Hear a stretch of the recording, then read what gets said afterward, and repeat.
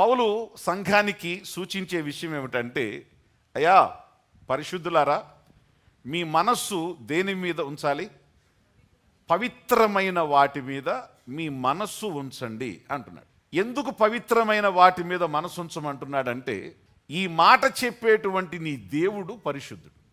నేను పరిశుద్ధుడను గనుక మీరు కూడా ఏమై ఉండాలి? పరిశుద్ధపరచుకోండి. Praise the Lord. ఎందుకు పవిత్రమైన వాటి మీద మనసుంచమని సంఘానికి సలహా ఇస్తున్నాడంటే, అసలు నువ్వు ఆరాధించే దేవుడు ఆయన పరిశుద్ధుడు. ఆయనలో పాపం ఎంత మాత్రం లేదు. ఆయన ఎప్పుడూ పాపం చేసిన వాడు కాదు, చేసే అవకాశం ఉన్నా చేసిన వాడు కాదు. మనకు సామెత ఉంది, బ్రహ్మకైనా పుట్టు రెమ్మ తెగులు అన్నారు. కానీ ఈ బ్రహ్మకి, ఈ పరబ్రహ్మకి ఏ తెగులు కూడా లేనటువంటి వాడు పవిత్ర సింహాసనం మీద కోట్ల సంవత్సరాల నుంచి పవిత్రంగా ఉండి నిన్ను పరిశుద్ధంగా ఉండమని చెప్తున్నటువంటి వాడే మన పరిశుద్ధుడైన దేవుడు. దేవునికి స్తోత్రం. సో నీ దేవుడు పరిశుద్ధుడు గనుక తన ప్రజల్ని కూడా ఆయన కోరుకుంటున్నాడు, పవిత్రులుగా ఉండాలి అని కోరుకుంటున్నాడు. పరిశుద్ధమైన వాటి మీద మీరు మనస్సు పెట్టాలి అని ఎందుకు చెప్పాడంటే, నెంబర్ 1 ఆయన పరిశుద్ధుడు. రెండవది, నిన్ను అపరిశుద్ధులలో నుంచి, అపవిత్రమైన లోకంలో నుంచి, అపవిత్రమైనటువంటి సాతాను సహవాసంలో నుంచి తన పిల్లల్ని ఆయన ఏం చేశాడంట? వేరు చేశాడు. మీరు వేరు చేయబడిన వారుగా, ప్రత్యేకించబడిన వారుగా, మీరు సెపరేట్ చేయబడిన వారుగా, మీ ఫోకస్ కూడా దేని మీద ఉండాలి? పవిత్రమైన వాటి మీద ఉండాలి.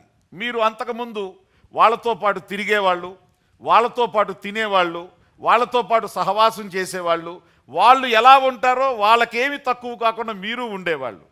కానీ ఇప్పుడు మీరు చర్చికి వచ్చారు, ఇప్పుడు మీరు రక్షించబడ్డారు, ఇప్పుడు మీరు బాప్తీసం పొందారు, ఇప్పటి నుంచి మీరు పరలోక రాజ్యానికి సభ్యులయ్యారు. కాబట్టి ఇప్పుడు మీరు ప్రత్యేకించబడిన వారు. ఎవరి కోసం? పవిత్ర రాజ్యం కోసం, పరిశుద్ధ లోకం కోసం మీరు ప్రత్యేకించబడిన వారు గనుక ముందు ఉన్నట్టుగా ముందు ఉన్న వాళ్ళతో మీరు ఉండకూడదు. ఆమేన్. You are separated for a purpose. మిమ్మల్ని ప్రత్యేకించింది వాళ్ళకి వేరైపోవాలని కాదు, మిమ్మల్ని ఒక రాజ్యానికి ఆయన కనెక్ట్ చేశాడు. మిమ్మల్ని ఒక రాజ్యానికి ఆయన కనెక్ట్ చేసి ఒక రాజ్య సంబంధులుగా చేశాడు. కాబట్టి ఆ రాజ్యానికి వెళ్ళేవారుగా, ఆ రాజ్యానికి వెళ్ళేటువంటి హోదాని మీకు ఇవ్వటం కోసం మనల్ని ప్రభు ఏం చేశాడు? ప్రత్యేకించాడు. చెప్పండి, మనం ప్రత్యేకించబడిన వాళ్ళం. ఎక్కడి నుంచి ప్రత్యేకించాడు? ఈ సత్యం ఒక్కసారి జాగ్రత్తగా మీరు తెలుసుకోవాలి. పరిశుద్ధత అనే విషయానికి వచ్చేసరికి మిమ్మల్ని మీరు పరిశుద్ధపరచుకోగలరా, లేక మిమ్మల్ని దేవుడు పరిశుద్ధపరిచాడా? లోకంలో మనుషులు పరిశుద్ధులు అవ్వడానికి వాళ్ళు చేసిన ధర్మకార్యాలు, చేసిన పుణ్యకార్యాలు, వారు నోచిన వ్రతాలు, వారు చేసినటువంటి జపాలు, వారు వెళ్ళినటువంటి తీర్థయాత్రలు, వాళ్ళు మునిగినటువంటి నదులు, వాళ్ళు చేసినటువంటి హోమాల ద్వారా, వాళ్ళు చేసిన పనుల ద్వారా వీళ్ళు ఏమనుకుంటారంటే, మేము పవిత్రులం అయ్యాం. పవిత్ర నదిలో మునిగినంత మాత్రాన, పవిత్ర స్నానాన్ని చేసినంత మాత్రాన మనుషులు పవిత్రమైతే, స్నానం చేసిన తర్వాత పాపం చేయడం అనేది ఏమైనా ఉందా? స్నానం చేసిన తర్వాత పాపం చేస్తే మళ్ళీ ఏం చేయాలి? మరలా వెళ్ళి మునగాలి. ఎన్నిసార్లు హిమాలయాలకి ఒకవేళ మీరు వెళ్తే ఎన్ని లక్షలు ఖర్చు అవుతాయి? వ్రతాలు నోములు నోస్తే ఎంత ఖర్చు అవుద్ది? తీర్థయాత్రలకు వెళితే ఎంత ఖర్చు అవుద్ది? మనుషులు లోకం నమ్మేది ఏమిటంటే, వాళ్ళు చేసిన దాన్ని బట్టి వాళ్ళు పవిత్రులు అవుతున్నారు. ప్రతి సంఘస్థుడు పర్ఫెక్ట్గా గుండెల్లో ముద్రించుకోవలసినటువంటి ట్రూత్ ఇది. క్రైస్తవుడు ఎలా పవిత్రుడయ్యాడు? క్రైస్తవుని పవిత్రత ఎలా వచ్చింది? క్రైస్తవుడు ఎట్లా పరిశుద్ధుడయ్యాడు అంటే, లోక పద్ధతి ప్రకారం క్రైస్తవుడు పరిశుద్ధుడు కాలేడు. లోక పద్ధతి వాళ్ళు చేసిన పనులు, క్రైస్తవుని పద్ధతి యేసుక్రీస్తు చేసిన పని. యేసుక్రీస్తు చేసిన పనిని నువ్వు నమ్మటాన్ని బట్టి యేసుక్రీస్తు నిన్ను పవిత్రుణ్ణి చేశాడు. నువ్వు పవిత్రుడుగా చెయ్యబడ్డావు, కానీ నీకు నువ్వుగా పవిత్రుడుగా మారలేదు. నీకు నువ్వుగా పవిత్రుడుగా ఒకవేళ మారితే మరలా తిరిగి పాపిగా మారే అవకాశం ఉంది. కాబట్టి దేవుడు మనిషి ప్రయత్నాల ద్వారా మనిషి పవిత్రతను కాదు, దేవుడు విశ్వాసం ద్వారా తాను ముగించిన పని ద్వారా మనకు పవిత్రత కలగాలి అని దేవుడు నిర్ణయించాడు.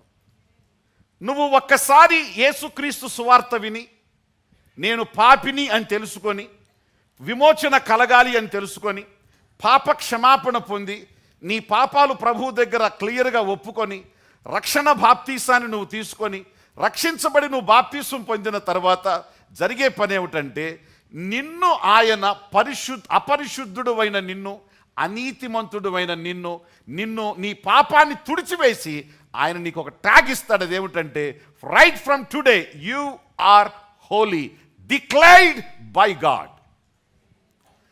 తండ్రిని బట్టి క్రీస్తుని బట్టి నీకేమి ఇవ్వబడుతుందంటే నువ్వు పరిశుద్ధుడవు అని తీర్చబడుతుంది.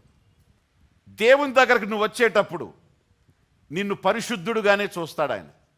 సంఘానికి నువ్వు వచ్చేటప్పుడు నిన్ను పరిశుద్ధుడుగానే చూస్తాడు ఆయన, అపరిశుద్ధుడుగా ఎన్నటికీ చూడ్డు.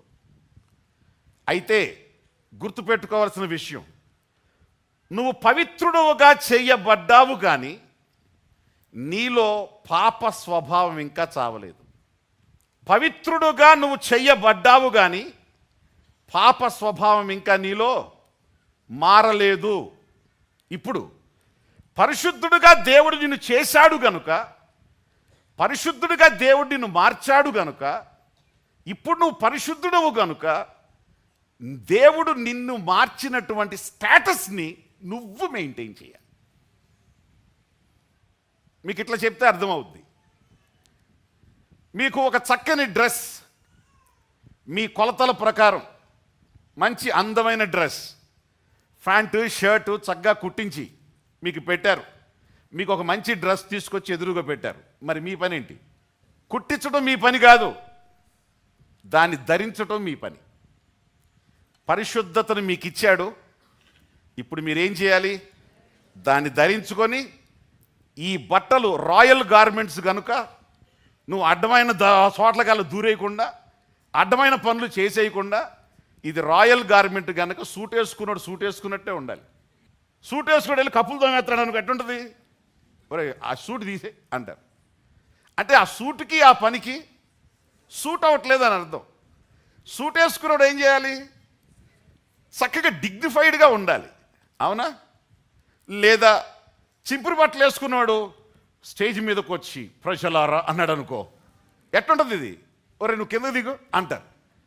కాబట్టి నీకు ఇవ్వబడినటువంటి డ్రెస్ని బట్టి నీ బిహేవియర్, నీ ప్రవర్తన ఉండాలి.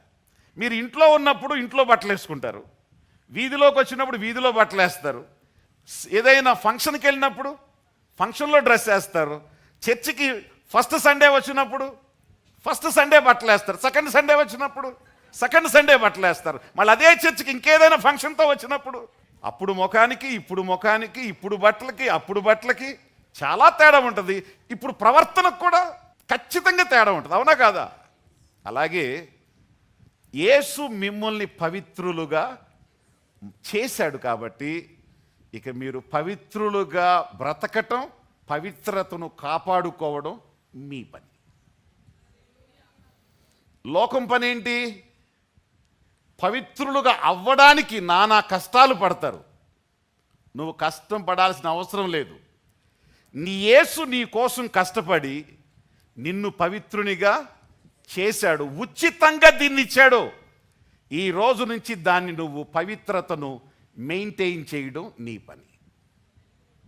సత్యం అర్థమైందా?